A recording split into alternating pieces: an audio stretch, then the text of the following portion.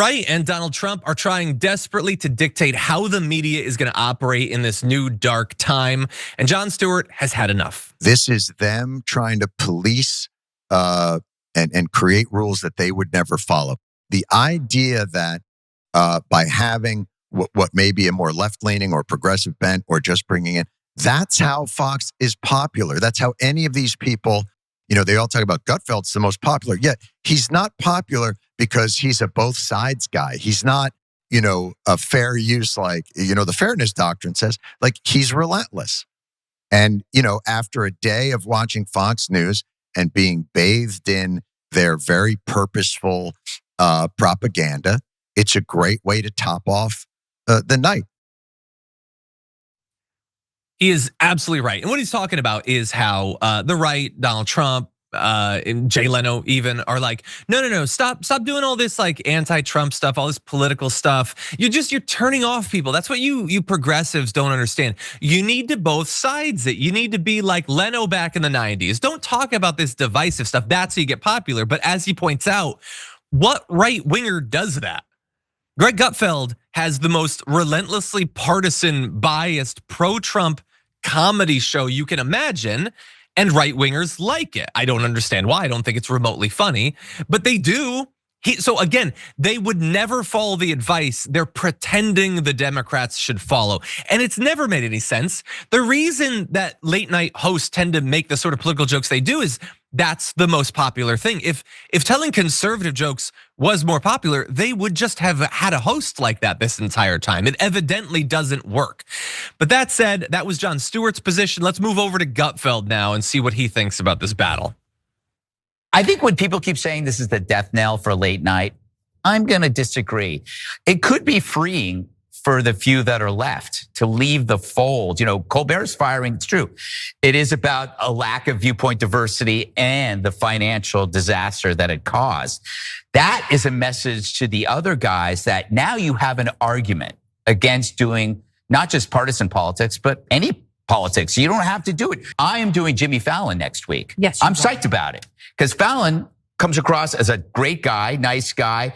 And also me going on his show shows him he's not worried about upsetting his peers. Remember, he got a lot of stick for humanizing Trump when he tousled his hair, but it didn't come from anybody but the people on the left.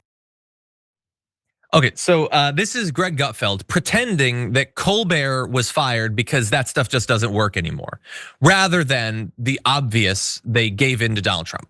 That's what they did, and Donald Trump is pitching is that's what happened.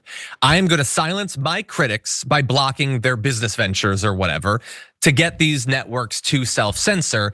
And he's pretending it's, oh yeah, no, that just the stuff isn't popular anymore. You should just both sides it, or don't be political, don't be divisive or whatever. Be like Fallon, okay? Fallon, he'll bring Trump on.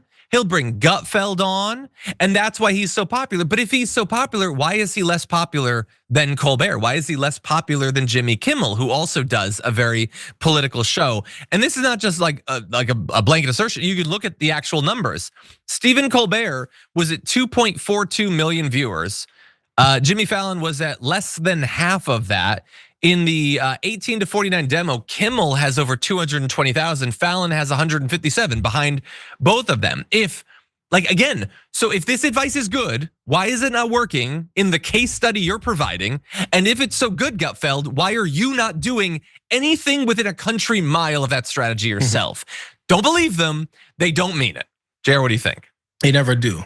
So when propagandists turn into the joke, so he's the joke arm of the propaganda. So as Jon Stewart pointed out, late at night, it puts that nice icing on the cake because all day it's been the serious anger and hatred and division and talking about. So as long as you joke about funding a genocide or joke about destroying the economy or joke about people becoming homeless or joke about murdering children or joke about guns in everyone's society. If you joke about those things, they're more normalized. You can laugh about it rather than go, oh my God, we're literally purposely starving children to death. And if you look at how starvation works and you watch it, you go, yo, this sucks. But if you joke about it and go, oh, maybe he's on a little bit of a diet, then you get a chance to then let people go, it's just funny. It's not really starvation because it's jokes.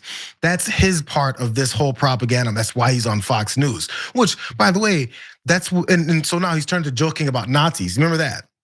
he said, we're gonna reclaim the Nazi word. So not only do you downplay how he's a Nazi himself, but also you downplay how black folks were reclaiming the N word, because that was used in our society as far as the way we're destroying people's lives and having this hierarchical society and white supremacy being the basis for our entire country. You gotta eliminate the reality and seriousness of that stuff by joking, my Nazis. But at the same time, we'll call people anti-Semitic for trying to end this genocide that's going on right now, when you just called yourself an effing Nazi. So call that the anti-Semitic. It won't be that way because it's just jokes, right, Gutfeld? Now, by the way, the whole Jimmy Fallon thing with tossing the hair and how the left got mad about it, the reason he's upset about that is because it normalized Donald Trump, the Nazi, who Greg Gutfeld wants to continue to be a part of. So he's mad at the left for being upset at Jimmy Fallon for normalizing this guy who's turned that joke into destroying people's lives. They have to separate the destruction you've got versus the jokes that they want to make about the person who's responsible for that destruction. It separates us from our realities. One last thing, I'm sorry, John. I'm a nerd on stuff with World War II, and I'm still learning stuff that happened that we didn't get taught, which is very minimal. But there was people, Germans, that were living at the time who got a chance to tour some of these camps. And when some of them saw it, these are rich people who were living separate from the reality of what was going on. And were like, oh my God, they're doing this stuff to people. They were keeping it from them. And this is a different way of keeping it from folks, even though we can see it in front of our faces in some screens. They need to shield you from it so you can continue to support it.